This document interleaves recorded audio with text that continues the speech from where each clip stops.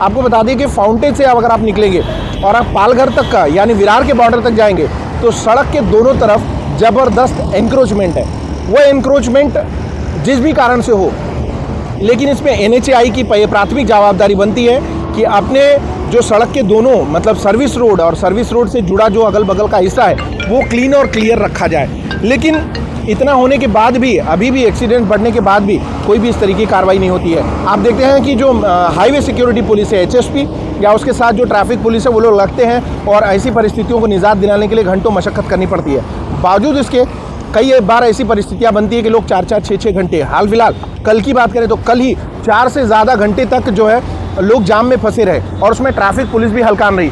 अभी तो शुरुआत है। आपको बता दें कि आने वाले दिनों में बारिश और तेज़ होने वाली है। आपने पिछली बार बारिश का नज़ारा देखा था किस तरीके से पूरा हाईवे, इवन आप आयशर टेम्पो जैसा बड़ा टेम्पो उस पानी में डूब जाता है। तो हाईवे की जो क्वालिटी है वो क्वालिटी के साथ पूरी तरह कॉम्प्रोमाइज़ हो रही है।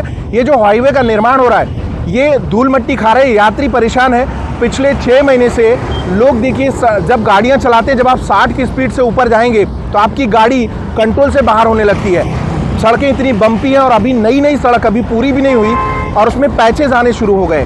तो ये कहीं ना कहीं बहुत कह सकते हैं आपकी बहुत डेंजरस परिस्थिति है।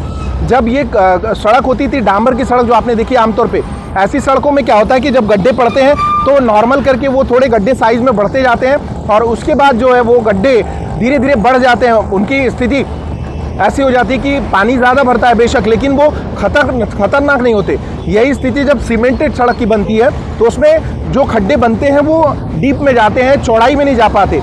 ऐसी परिस्थिति में क्या होता है कि कोई भी बाइक सवार, कोई भी आम जो बाइक सवार है वो सबसे ज़्यादा उनके लिए खतरनाक परिस्थिति बनती है, क्योंकि वो बाइक अचानक से खड्डे में पड़ती है और रात के समय जब बारिश होती है तो आमतौर पे विजिबिलिटी 0 के बराबर होती है।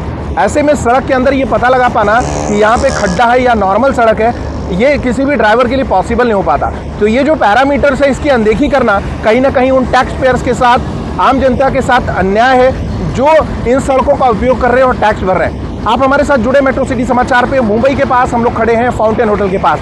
आप सड़कों पे नज़र मारिए, यहाँ पे देखिए किस तरीके का पॉल्यूशन है। इसके लिए ठेकेदार जिम्मेदार होते हैं, उनको इन सब चीज़ों के लिए प्राविधान करना होता है, लेकिन प्राइमा फेसिया देखा जाए तो ऐसी कोई व्यवस्था यहाँ पर दिख नहीं रही है।